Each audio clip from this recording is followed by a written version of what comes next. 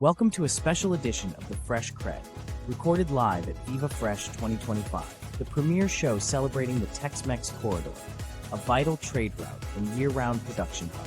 These episodes are made possible thanks to our amazing sponsors: SunFed, IFCO, Monterey Mushrooms, EXP Group, AnaVale, Arctic's Produce, AgroGonzáMex, Agrival, Athos, and the Texas International Produce Association. Enjoy the episode. We are now joined by Mr. Anthony Serafino, president of EXP Group LLC.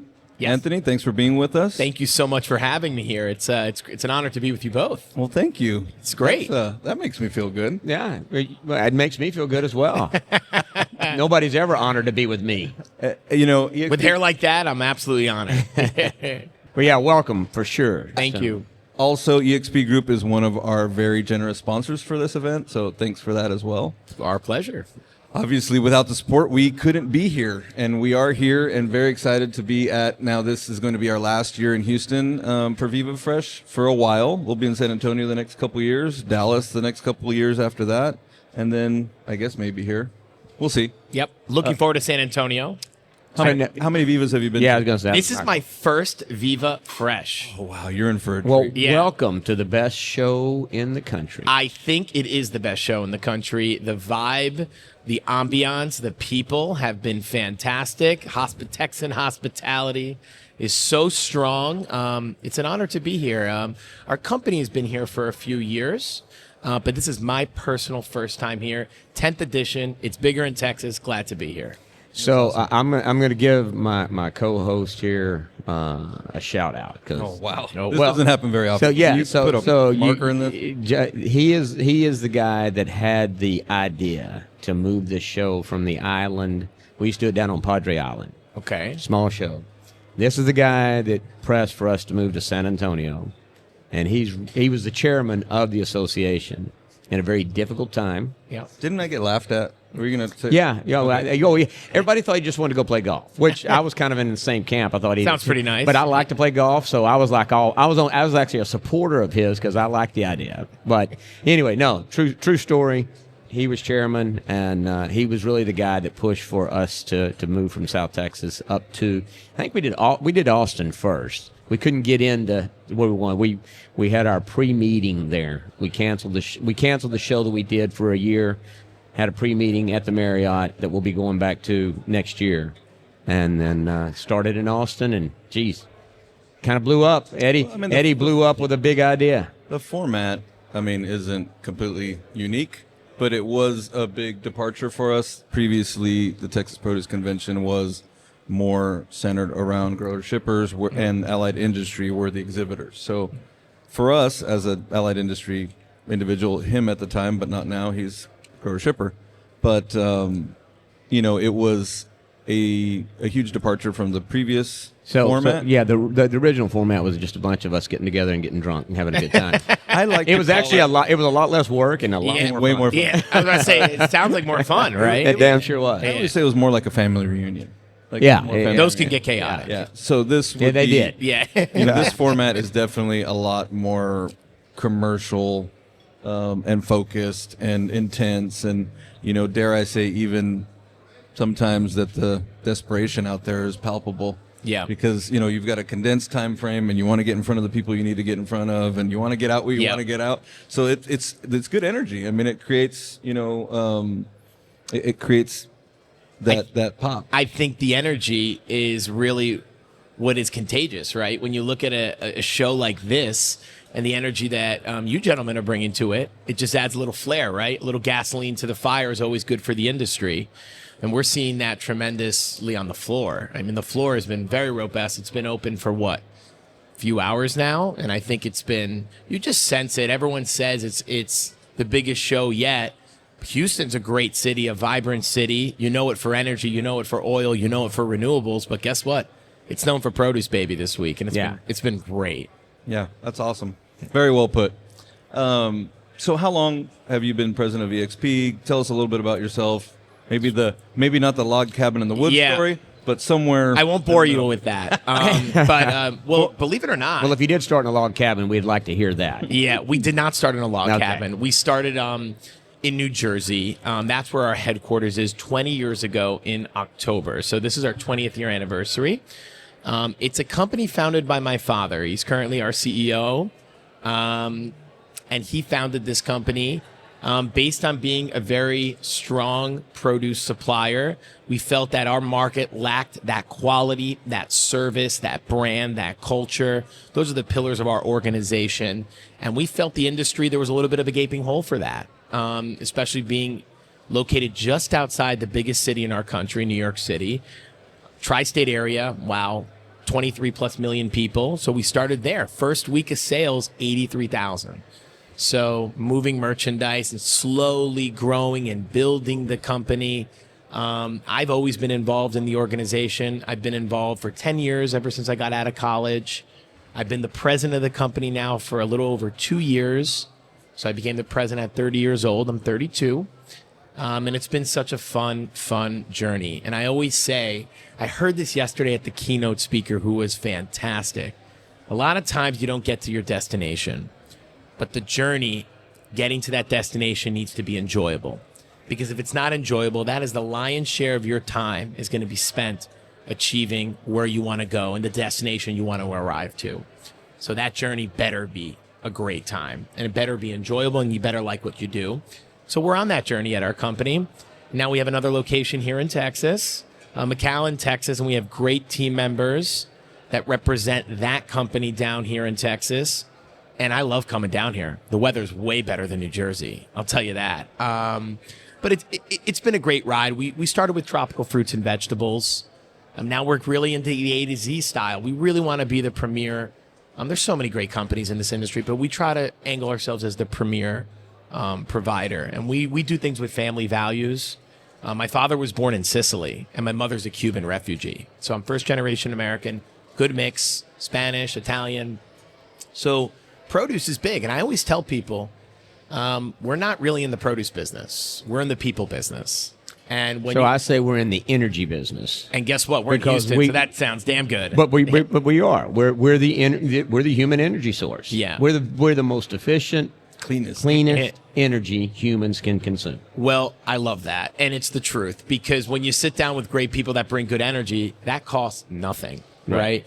So when you emphasize really having strong values and bringing good energy to the table, I try to bring energy every day to the office, because I realize that energy, that positive vibes are contagious, and your team members feed off that. I mean, I'm just myself, but some of our employees are telling me that, and leadership is something that a lot of organizations lack and a lot of organizations have, and great people are going to gravitate towards great leadership. Sure. So that's what we try to do. That's awesome. Well, hopefully not a lot of so I want to expand a little bit. So tropicals, because I'm curious. You're in New York. Yeah. This is a Texas show, so a little bit of a clarity on that, right? Sure. So I believe you guys are tropicals. Yeah, we are tropicals. We're headquartered out of New York City, but we're strong in Texas. You know, we have over 50,000 square foot facility in McAllen. We've made a strong financial commitment to the Rio Grande Valley. Our team members are Texas-based. So this may be a Texas show, but we're a Texas company too. We view ourselves as a national company, touching different crevices of the United States. Sure, our roots and our origination is in the East Coast, but listen, we're in this region. We're in Texas. We're serving this market very well, and we're looking to expand on it. So do you source everything out of Mexico? Not everything. Good things we source out of Mexico, of course. But when I say tropicals, right, it's the roots, it's the ethnic merchandise, but we do other things as well, right? Okay. So bananas and plantains are two of our major focused items. Okay. But we're doing avocados, we're doing limes, we're doing yuca, we're doing chayote. Those are some items that we do service from Mexico as well. Aloe vera, peppers, all different SKUs of peppers. Well, so Central and South America, and of course Mexico. Mexico is one of the most critical countries for our infrastructure, no doubt. Papaya, I can go on the list. Wow, quite a bit. Yeah, it's a lot. I mean, but I think the best thing is you're seeing different conversions of merchandise, right? So, potatoes is a great example. Potatoes is an item that we saw being consumed in our country at such a strong clip. Mm-hmm. We're seeing now cassava, yuca really coming into that market, being as an alternative there. There's a white space for both those items, and we're seeing that there's crevices being carved out for that item as well. Yuca, right? That's a tropical that's getting more mainstream notoriety. Papaya, we're seeing that is growing tremendously. I'm seeing a lot of retailers emphasize papaya growth. We're trying to be there as well. Avocados, who doesn't love an avocado, right? Primarily coming from Mexico, but look, Guatemala is trying to make a strong push for avocados as well. Can't be imported into the United States currently, so that production primarily goes to Canada. So I think there's just so many different items that we're getting mainstream consumption from. Avocados from Mexico, they've done a fantastic job as well. Mission Produce, there's a lot of great leaders in the industry. We're trying to piggyback on some of that great momentum. So, I'm sorry, go ahead. Yep. I was just going to ask, are y'all, say, percentage-wise, if you don't mind sharing, food service, retail, what would you say the mix is? So, I don't have the exact percentages, but really, we'll service retail, we'll service food service, we'll do wholesaler. Primarily, our business is wholesale. It is a lion's share of it is also retail as well. We're growing in our food service sector, so it's something we made a little emphasis on this year because the food service sector is growing tremendously. Suppliers want things to be more streamlined. So being that middle ground between our suppliers and our constituency, our clientele, I think that's really important. They want a lineage, that supply chain to really be simplified. And we saw this during the coronavirus, right? Where the supply chain kind of got all out of whack, right? But now we're kind of in this new age of the supply chain really doubling down on that. So we're trying to make it as simple as we can for our clientele and for our customers. And there's a lot of other industries that are trying to do the same, not just produce. So that's a good segue into a hot topic. Okay. And we had a session on it yesterday. Was people outside the door, which is tariffs. I was there outside the door. Yeah, outside. And so you're obviously dealing with tariffs through some of the countries that you're coming out of. All of them. We at SunFed dealt with it for 3 days when it was on Mexico, so we've had a little bit of experience with it, but it was certainly something we didn't want to do long term. But what do you see right now? In other words, how do you, your perspective as running the company, what kind of things are you doing to mitigate that, and how do you see things going forward? Communication. That is the most critical thing that we're seeing. The tariff tantrum is something that we're trying to manage, and I actually said this internally to our team members. The tariff situation is a more difficult and volatile situation that we're dealing with as a company that I have personally ever experienced. Yeah. I thought it was more difficult now than it was during the coronavirus where everyone was mass buying toilet paper and that crazy madness. Please don't do that. You don't need to do that right now. But I think the most important thing is the information is so fluid. So getting that understanding of the fluidity of the situation is super important. Getting on top of it, communicating with our clientele. I had a news network that called me yesterday, and they asked me, when are we going to see the price increases on produce in the tariffs? And I said, immediately. And they go, immediately? I said, absolutely, because our stuff is not wine. It doesn't get better with age. It gets worse. So those costs need to be passed down to the consumer. And I said, it's very delicate in the situation. Dealing with tariffs is, you're not going to foot that bill. So it's going to make things more expensive in a high yield environment where interest rates you're going to have a stagflation situation. So the monetary policy needs to be very, very tight with a situation like this. Trade deals hopefully need to get cut. But we import a lot from China as well. Ginger, garlic, those are some strong tariffs. We're talking triple digits. Yeah. So there's a reason why it was out the door, because everyone is tariffed out. Tariff talk. Initially, it was reciprocal, right? We were getting Canada, we were getting Mexico, and then I think a lot of providers and service providers and companies were just blindsided by 10% blanket tariffs. We got blanket tariffs. That's not what we were told. And I think that's the most important thing, is understanding reciprocality, and a blanket tariff is different. 10% in Dominican Republic, 10% on Haiti, 10% on Jamaica. So those are items that are coming from those countries that we were not anticipating. We were talking avocados. We were talking Canadian merchandise. We were talking, of course, Mexican merchandise. But, I wasn't expecting a 10% tariff on Guatemala, on Nicaragua, on Ecuador. So that's 10%. That's on bananas, on plantains, on items that we weren't really seeing. Costs that are going to be passed down immediately. So it has been a blank show. Yeah. So are you making, so for you guys strategically, right? I mean, and you're in some items that you're trying to build a following around, right? They're unique items. They got great use cases, great flavors, but it's an item that people don't know much about, and higher prices does not help bring people in. So for you in running the business, are you doing things differently? Are you reducing some of your sourcing? Have you made any? I'm just curious as to how you're approaching it. I mean, you said communication, but how are you approaching it to mitigate your risk? So we're not mitigating our capital expenditures, if that's what you're asking. We're proceeding as planned because we think the situation is just overtly fluid, right? 1 second they're on, 1 second they're off. We're getting reciprocality. Okay, we just found out this morning that electronics from China, chips, phones, computers are exempt, right? I know that we're not in that industry, but I mean, we're not in consumer discretionary. We are a consumer staple. We are food service providers. Yeah. So I think there is such a critical need for obviously produce, but do we really want to have stagflation in our country? I think that's the one thing. So to answer that question in a very simplistic form, we are not mitigating how we're doing things because we feel, and I'm making the concentrated bet that I don't see 10% tariffs standing for a long period of time. I just don't, because I don't know how that can, what's the long game for that, right? Bananas, I use bananas as an example because it's an overtly cheap item. Yeah. 49 cents a pound, 59 cents a pound. People are still going to consume bananas, right? They're not going to move elsewhere on bananas. So, the consumer is going to pay more money for that item. So, no, I think we're going to double down on what we're doing, and we're hoping that trade deals can be cut and we can move in a direction where people can get clarity. But our clients want communication. Yeah, makes sense. It's crazy. I mean, it's just madness. I mean, what are you guys thinking about tariffs? I mean, what are some of your other... Mine's out there publicly. I mean, I wrote a deal up on that.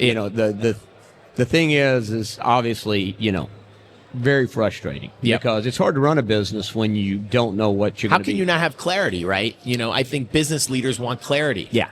Well, 100%. And to have the you said fluid, I'd say chaos. Yeah. How about organized chaos? Is it organized? I don't know. No, it's not.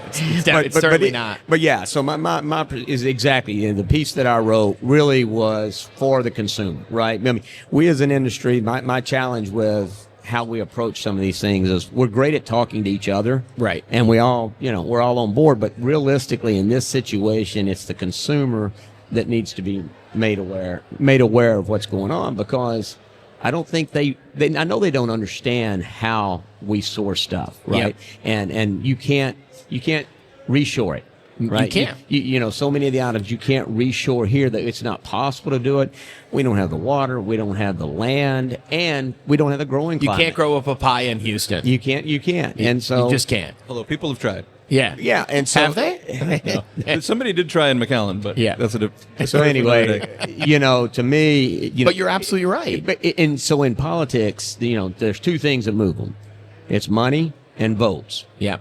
And we don't have money as an industry. Yeah. I mean, comparatively. And the reality is we've got to get the voters aware and not let it happen, because if it does go on for a long period of time, you will get damage to the whole, infrastructure of produce, right? And so for me, that's kind of my big push is we've got to really start ringing the fire alarm that, my deal is, if you didn't, if you think egg prices were bad, if you didn't like dealing with that, try the entire produce department. Yep.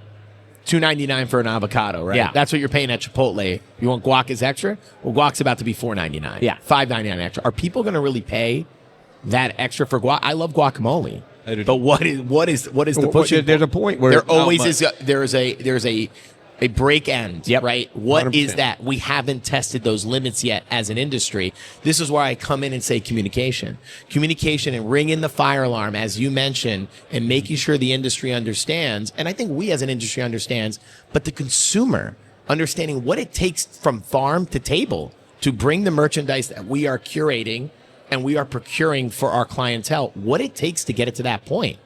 And I think a lot of times, there's a lack of that message being illustrated and being told. You gentlemen are doing a fantastic job, so thank you. But I think that's what needs to be sounded. And I think the Washington Conference for IFPA is going to be critical. It's going to be a big one this year. It's going to be critical. Yeah, and we were talking about that because we actually set up last year less of a elaborate setup, but we had some really great conversations, and we want to be there for sure. I think it's going to be a big year. I mean, I will be there, and I think it's going to be critical because I think more industry leaders need to ring the fire alarm, as you mentioned, because produce is something that we have to eat, right? We're not going elsewhere, right? It's not grocery. You're not going Kellogg to Kirkland, right? Avocado is an avocado, right? Sure, there's different grades, but the consumer just wants the merchandise. Mm-hmm. And a nightmare for any retailer is an empty shelf. This is why they went berserk during the coronavirus, that supply chain snafu. So right now, we're not seeing that. Supply chain is well supplied. How expensive is going to be to operate a business? So are we going to see a consolidate? If these tariffs linger, we should see a consolidation of the industry, which we don't want, right? Because it's going to limit competition and allow monopolization. And that, in my opinion, would be bad. So you said you attended the session yesterday? I did. Okay, so you're clearly well informed and have your pretty strong opinions about it, which is great. Yeah. Did you hear anything that you didn't already know? It's always good to hear what different people know. The answer to that question is no, because everyone just wants clarity, right? We don't know. They're on, they're off. I think that's the biggest thing. Mm-hmm. But I think starting the conversation and talking about it and understanding that the elephant in the room is for everyone to see. Mm-hmm. And once we have that conversation as leaders collectively, we're used to this industry that you have some competitors in the room together, but this is a collective issue, right? We're all on the same team regarding tariffs. Nobody wants tariffs. Nobody. Mm-hmm. So I think we have to promote a free trade. I think that's very important. But I think it's allowing ourselves to have that conversation. Dante did a fantastic job moderating that discussion. And there's a reason why you had people sitting outside in the hallway to listen. Yeah. They needed a bigger room, but I already let Dante know about that. But joking aside, it was a great conversation. So no, but I think anytime you're talking about it, you're moving the conversation. And I also think, I was concerned that it would just be a lot of folks getting things off their chest, basically making statements and not asking questions. It didn't seem that way, at least. So because I thought there was a lot of great questions being asked. Yeah, but I was afraid that it was going to be that way. Hooting and hollering. We've had other issues or other challenges. We usually keep that last session open, almost right leading up to the show, because there's always going to be a hot topic of the time. Compared to planning well in advance, right? You can't really solve for that. But that's good to hear. Also, a lot of folks like yourself. I mean, we spooled up on. I know now more about tariffs than. I know more about tariffs than I ever thought I would. Let's be honest with you. I joke with our team. I said I'm tariffed out. Yeah. I'm tariffed out completely. But it's moving the conversation, right? In one way or another. I want more people to be talking about our industry because I think it's a critical infrastructure, right? Deemed essential, as we heard years ago. But this is not the way I really want the conversation about our industry to be. I don't want that conversation to be told this way. Yeah. We do so much good. And illustrating that message is super important. But do we really want to talk about who's exempt, who's not exempt, tariff this, tariff that? There's other ways that we can move the conversation more effectively, in my opinion. And I think as a group, as an industry, as a collective, we need to move the conversation forward because you're right. We move money with votes, right? Or other way around. But I think as a collective, everyone has votes, right? And I think we have to speak what we want to really get the message we want to illustrate. If that makes any sense. I also think it's a great promo for the association, putting our board member hats on.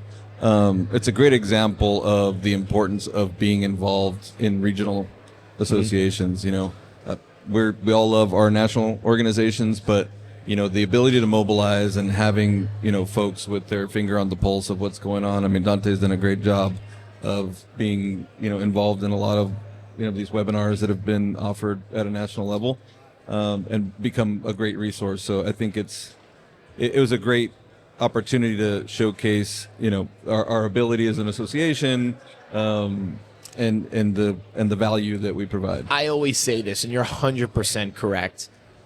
Participating on the grassroots level on your local organization, whether it's TIPA, whether it's SEPC, I can plug them all. That's really where you make the most impact, in my opinion. IFPA does a fantastic job. PMA back in the day did a fantastic job. United Fresh did a fantastic job. We can go down the list. CPMA, I was just in Montreal before I skated down here. They all do great jobs, but when you're on the grassroots level, talking with the local providers of what this industry offers in TIPA, this is why I feel TIPA is the most effective produce association in our country, because how they mobilize, how they educate, I think that's so important. This is one of the most vibrant trade shows I've ever been a part of. SEPC does a good job as well, but people want to have conversations. And I think get involved with your organizations, whether it's In Bloom, TIPA. TIPA does just a great job. And that's how you really make an impact in the community, is by engaging. Yep. Very well said. I think we're going to clip that out for an ad. Yeah, I was going to say that Dante. yeah. Cheaper price Hey, next he's time. done, Discount. 1%. I can't say Dante for sure, from communicating on this and being spooled up, as Ed likes to say. Dante has been super impressive as how he's handled this whole situation. And the tariff talk yesterday, I thought he did a fabulous job running that, right? So he's done a great job, and he's been dealing with this for a minute now, whether it was, the Canada on the Mexico side. Now tariffs got on more of a international issue, multi-continental issue. He's navigated this so well. And listen, other trade organizations and produce organizations haven't led the same way as the way Dante has led, in my opinion, and the way TIPA has led. And it makes me damn proud to be a company associated with this organization, associated with TIPA, because engaging, mobilizing, entertaining, educating, all the most critical things possible, he's making it happen. So That's awesome. Big kudos to him. Yeah. hats off Very to well Dante. said. Good job, Dante. Hats off. I won't wear one of those hats. Yeah. But Well, won't talk wear a about, hat. Talk about We'll- messing my hair. We'll Yeah. get you one. Yeah. Before we let you go, though, Yep. we've covered a lot of stuff, but It's been great. personally, Yes. just what's something that, one of your passions that we could share with our audience? Personally? Like, yeah. What are you into? What sports, hobbies, anything? I love to run. And Okay. I travel quite a bit, about 300,000 miles a year. Crisscrossing, seeing different, I was just in Asia. I love to travel because I think traveling is great for the mind. When you're so focused on being a great leader in an organization, my job is to be a great leader. And I wake up every day and how can I be better? What is one note, one improvement, right? Because I've never met someone so ignorant that you couldn't learn someone from somebody else. Mm-hmm. And I think that's really important. So to me, running allows me to open up my mind and clear. I do feel that running in different places and running and traveling, I just did a run in Kyoto and I went there with my wife a few weeks ago. That was fantastic. So running is a big passion of mine. I do love sports. I love baseball.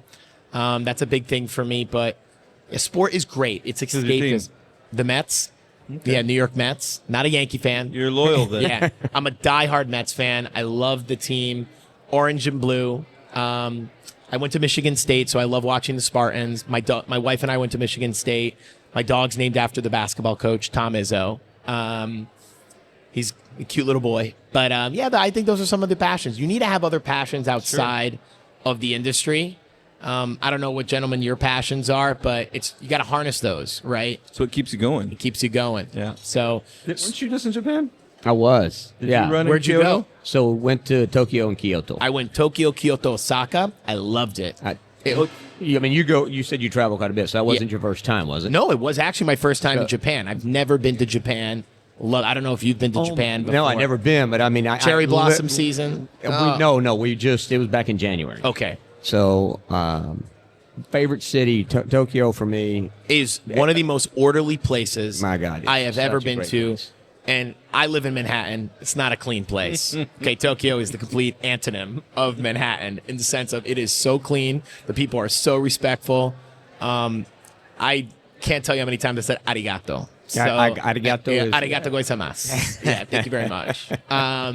But I love Japan. I thought Japan was probably one of my favorite places I've ever been to, up there with Morocco. I thought Morocco is a beautiful place as well. So, yeah, the people and the toilets. But you didn't The answer. toilets, You run- the Toto toilets. Can we talk about that? We've got to up the game in the United Yeah. States on the toilets. The toilet game here has to step up. I'm telling you right now. American standard is not the standard. No, it is it's not. the It is standard. not. Or it's not the standard you want, at least. No, certainly not. Listen, And they don't just do it like in your room. I mean, you go just about any place. public restroom. It's freaking a Boom. nice toilet. It is fantastic.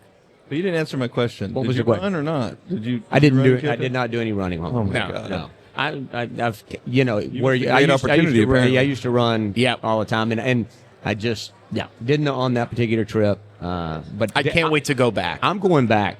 I'm going back, and I'm going to spend 30, 45 days over there just walking around the country. It's beautiful. I'm dying to do it. Rode the Shinkansen, the bullet train. Yeah. It's fantastic. Went up. Did you do any? Or you snow? So snowboarding is one of my passions. Pickleball and snowboarding. are Okay, my I love two. pickleball. That's I'm a really, and that's really a hell of a crap- combination. Yeah, I'm a Pickleball. really crappy snowboarder. So, no, I can't ski or snowboard, but I know it's a major, major hub for that. Well, they've got it. But so we didn't go plan.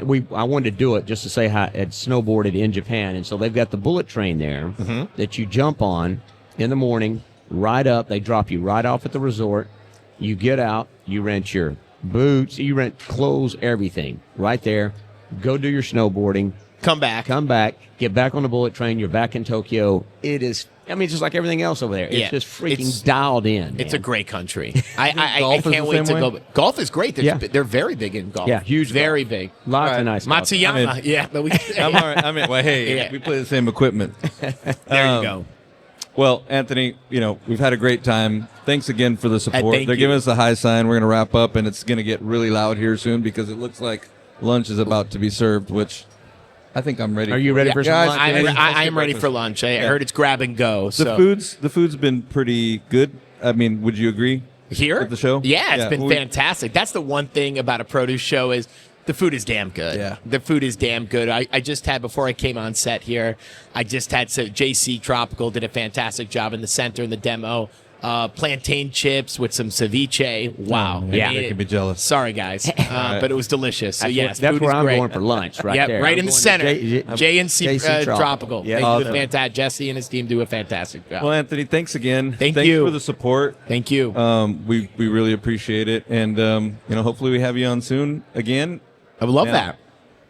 I would love that. Thank you. JW Marriott in San Antonio next year. You won't be disappointed. It's I've gonna be never great. been to San Antonio, so I'm very Oh my much God. looking forward Oh to my it. God. I Yeah. might stop in Fredericksburg to get some wine as well. And, So I'm and looking you got forward to I didn't see you on the pickleball courts this week. Were you out there? No, but I need to get it. Are there courts out here? Oh, look at that. Third place, baby. Wow. Oh my Third gosh. place. Are you? You're a better pickleballer than snowboarder. I can tell. Shameless plug. Yeah. that much is true. Yeah. But we're doubling the crowd. So we had about 65, so we're going for 120 next year. I'll be there. Okay. I'll be there. Counting on You it. have my word. EXP Group will be there. All right. Gentlemen, thank you so much. I appreciate Thanks, it. Anthony. Thank Appreciate you. it. Thanks, man. Appreciate it. Thanks for listening to this special edition of the Fresh Cred, recorded live at Viva Fresh 2025. Stay tuned. We've got more voices from the heart of the produce industry coming your way.